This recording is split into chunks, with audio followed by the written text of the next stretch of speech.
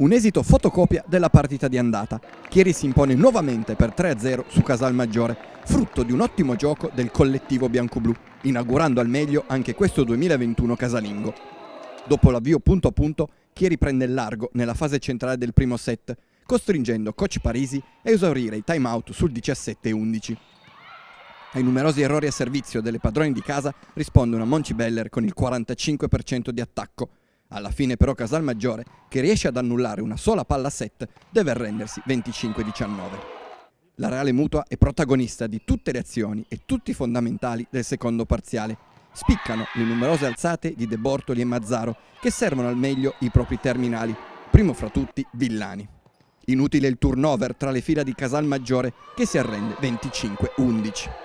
Nel terzo set, giocato punto a punto fino all'ultima parte, è la concretezza di Chieri a spegnere definitivamente ogni tentativo delle ospiti di rimanere in partita.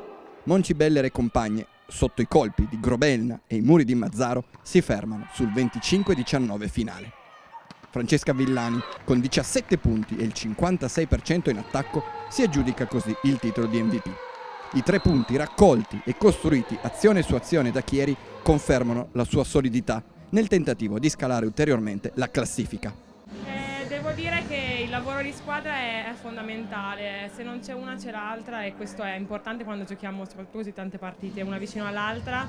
Devo dire che siamo proprio una bella squadra, ma non solo tecnicamente ma proprio a livello morale, caratteriale e questo è l'importante, ci troviamo bene fra di noi, lavoriamo bene, quindi sono contenta soprattutto per questo.